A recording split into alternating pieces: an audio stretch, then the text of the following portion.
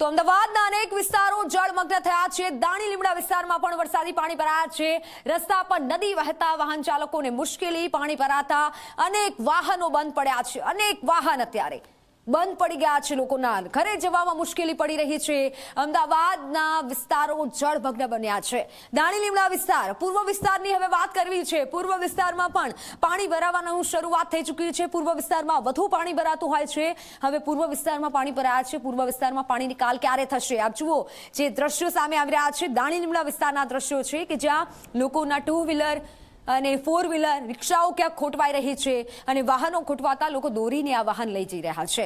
કારણ કે વાહન જો રસ્તામાં મૂકે તો પણ વાહન બગડવાની શક્યતા છે। ક્યાંક રિક્ષામાં પાણી ઘૂસી ગયા છે તો લોકોના ગાડીઓમાં પણ પાણી ઘૂસી ગયા છે અને જે લોકો આ રીતે ચાલીને જઈ રહ્યા છે તે લોકોને પણ હાલાકી પડી રહી છે। લોકો એકબીજાની મદદ કરી રહ્યા છે।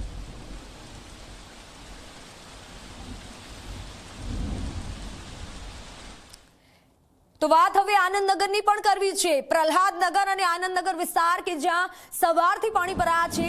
સવારે 9 વાગ્યા 10 વાગ્યાથી પાણી ભરાવાની શરૂઆત થઈ અને ત્યારબાદ લોકો મુસીબતમાં મુકાયા। આ દ્રશ્યો આનંદનગર વિસ્તારના છે। આનંદનગર વિસ્તારમાં કે જે લોકો શ્યામલથી પ્રહલાદનગર તરફ જઈ રહ્યા હોય છે, પૂર્વ વિસ્તારમાંથી જે પશ્ચિમ વિસ્તારમાં નોકરી ધંધે આવતા હોય છે, તે તમામ લોકો મુશ્કેલીમાં મુકાયા છે। એ લોકો પણ છે, વાલીઓ પણ છે, કારણ કે શાળાઓમાં તો રજા આપી દેવાઈ છે। વિદ્યાર્થીઓને છોડી મુકાયા છે, જેથી વાલીઓ વિદ્યાર્થીઓને લેવા માટે પહોંચી રહ્યા છે, પણ કઈ રીતે પહોંચે? આટલા પાણીમાં વાલીઓ કઈ રીતે શાળાએ પહોંચે? અમદાવાદમાં વહેલી સવારથી ભારે વરસાદ અને ભારે વરસાદ બાદ મોટા ભાગના વિસ્તારોની અંદર નીચાણ હોય કે ઊંચાણવાળો વિસ્તાર હોય ત્યાં પાણી ભરવાની શરૂઆત થઈ ચૂકી છે। હજી પાણી પણ ભરાયેલું છે। અત્યારે અમે આનંદનગરના હરણ સર્કલ ખાતેથી અમે ચારે બાજુના દ્રશ્યો આપણે દેખાડીશું। સૌથી પહેલાં આ તરફ તમે દ્રશ્ય જોઈ શકો છો કે રામદેવનગરથી આવવાનો આ રસ્તો છે કે જ્યાં અત્યારે કેવા પ્રકારનું પાણી ભરાયેલું છે। આ શામલ 4 રસ્તાથી આવતો રસ્તો છે, એ પણ તમે જોઈ શકો છો। સ્કૂલના બાળકો કેટલા હેરાન પરેશાન થઈ રહ્યા છે। પોતાના વાલીઓ જે છે ચાલતા લઈ અને અત્યારે નીકળી રહ્યા છે। આ તરફ તમે જોઈ શકો છો કે વેજલપુર આવવાનો રસ્તો, મકરબા તરફથી આવવાનો રસ્તો છે, ત્યાં પણ વાહનો અને બાળકો, માતા પિતા જે છે નજરે પડી રહ્યા છે। આ તરફના દ્રશ્યો તમે જોઈ શકો છો, એસજી હાઈવે તરફ જવાનો રસ્તો છે, ત્યાં પણ ભારે વાહનોની લાઈન લાગેલી છે। લોકોને મોટી મુશ્કેલી પડી રહી છે।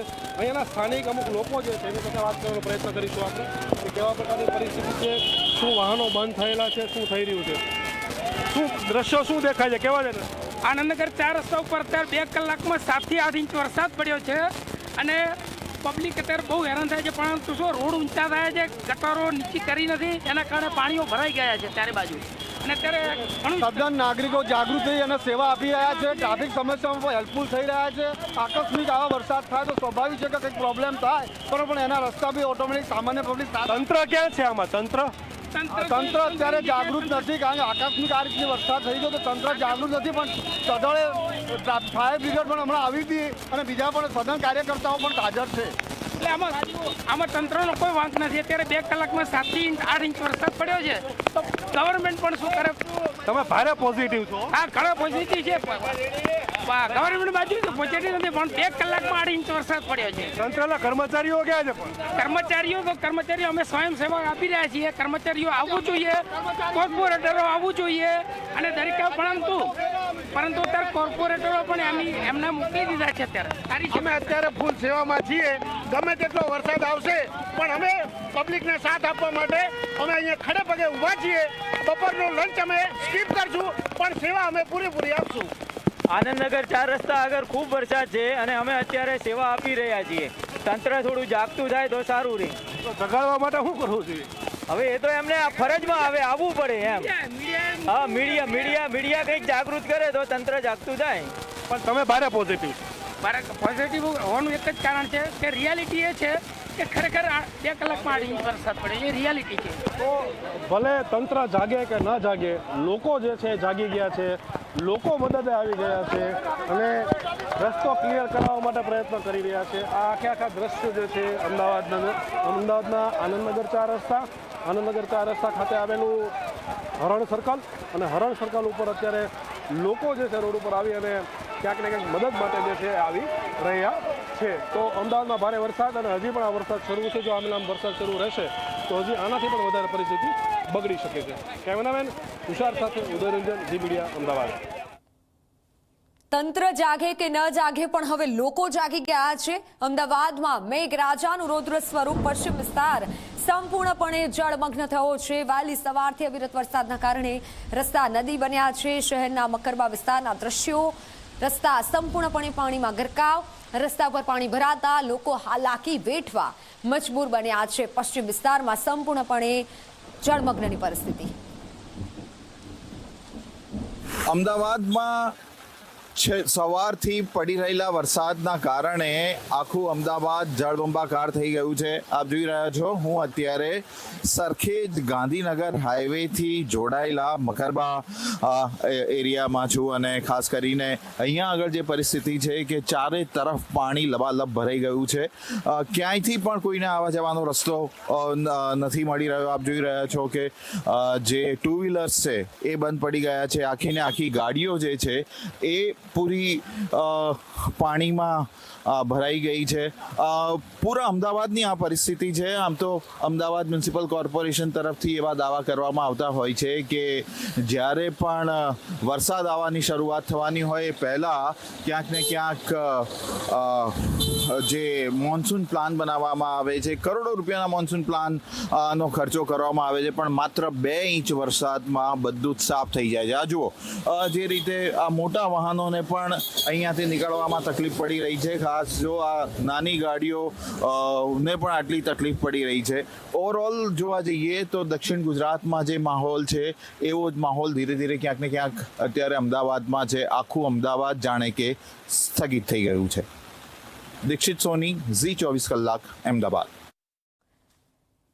આખું અમદાવાદ આજે સ્થગિત થઈ ગયું છે। આખું અમદાવાદ ડૂબી રહ્યું છે કારણ કે અમદાવાદના દરેક રોડ રસ્તા પર પાણી ભરાયેલા છે। અમદાવાદમાં અલગ અલગ વિસ્તારમાં મેઘરાજાનું રૌદ્ર સ્વરૂપ પૂર્વ હોય કે પશ્ચિમ વિસ્તાર હોય, પાણી ભરાયેલા છે। વાહનો ડૂબી રહ્યા છે, દુકાનમાં પાણી ભરાયેલા છે। ક્યાંક આનંદનગર વિસ્તારના દ્રશ્યો જુઓ, લોકોની દુકાનોમાં પાણી ભરાઈ ગયા છે, ઘરોમાં પાણી ભરાયા છે।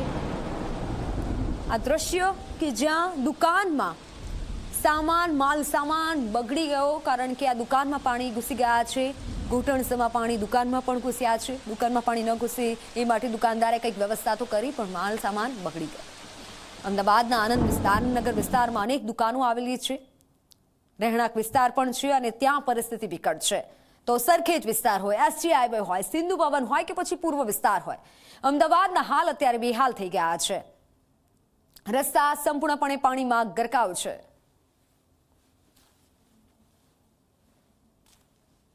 અમદાવાદના આનંદનગર રોડ અને મુશળધાર વરસાદ બાદ જે છે અમદાવાદના આનંદનગર રોડ ઉપર સુખ શાંતિ કોમ્પ્લેક્સ આવેલું છે, પરંતુ અહીંયા જરાક પણ સુખ શાંતિ દેખાતી નથી। આપ જોઈ શકો છો કે અત્યારે રાધેશ્યામ હાર્ડવેરની દુકાન છે। દુકાનની બહાર જે રેતી વેચવાની હોય એ રેતીના થર લગાડી પાણી અંદર ન જાય એ માટેના દુકાનદાર દ્વારા પ્રયત્નો કરવામાં આવી રહ્યા છે। તેમ છતાં પણ એમના પ્રયત્નો કામે લાગ્યા નથી, કારણ કે પાણી જે છે પોતાનો રસ્તો કરી લેતો હોય છે। આ પહેલા દ્રશ્ય દેખાડી અંદરના કે આખું કઈ રીતે આ પાણી જે છે દુકાનની અંદર ગરકાવ થઈ ગયું છે। કમર સુધીનું પાણી દુકાનની અંદર જે છે અત્યારે જોવા મળ્યું છે। એમાં જેટલો પણ મુદ્દામાલ છે બધો જ મુદ્દામાલ બગડી શકે છે, કારણ કે ક્યાંક સિમેન્ટ હોય, ક્યાંક કલર હોય, એવી બધી અલગ અલગ વસ્તુઓ જે છે અહીંયા વેચાણ થતી હોય છે। દુકાનદાર છે એમની સાથે સીધી વાત કરીએ। શું નામ છે તમારું? પટેલ દશરથભાઈ। કિશનભાઈ, શું પરિસ્થિતિ ક્યારની છે અને શું થયું? આ સવારની એકાએક જ પરિસ્થિતિ છે, અંદર પાણી ઘૂસી ગયું છે। 50 લાખ રૂપિયાનું નુકસાન, 50,000 લાખ રૂપિયાનું નુકસાન પડ્યું છે। આ કોમ્પ્લેક્સનું નામ શું છે? સુખ શાંતિ કોમ્પ્લેક્સ છે, આનંદનગર 4 રસ્તા હરણવાળા। પણ આ પાણી આ દર વર્ષે આવું ભરાય? દર વર્ષે આ રીતે આ જ પરિસ્થિતિ હોય છે। મોન્સૂન સત્રમાં 2 થી 3 વખત આવું થાય છે। પણ આ તંત્ર ક્યાં છે અત્યારે? કઈ વાત કરી, રજૂઆત કરી, ફરિયાદ કરી? તંત્ર હાજર જ હોય છે, પણ તંત્રથી કશું થતું હોય નહીં, કોઈ કરતા નહીં, ખાલી ફોટા ચડાવે છે। અચ્છા, તમે શું કહેશો? શું તકલીફ, કેવા પ્રકારની તકલીફ? તકલીફ તો દર વર્ષે થાય છે। નુકસાની કેટલીક થઈ? 50,000 લાખ રૂપિયાની નુકસાની ખરી। નિકાલ કોઈ દી આવ્યો નહીં? નિકાલમાં તો એ લોકો વ્યવસ્થા કરી, પણ પાણી એટલું બધું આવે છે ને, ગટરો બેક મારે છે અહીંયા। તકલીફ એ છે મોટી। પાણીથી બચવા માટે શું કર્યું તમે? બસ તો આ દિવાલ કરીને આ સિમેન્ટને કરતા પ્રયત્નો કર્યા, પણ કેમ સફળ થયા? ના ન થયા સફળ? કેમ? તો કુદરત આગળ તો શું ખબર?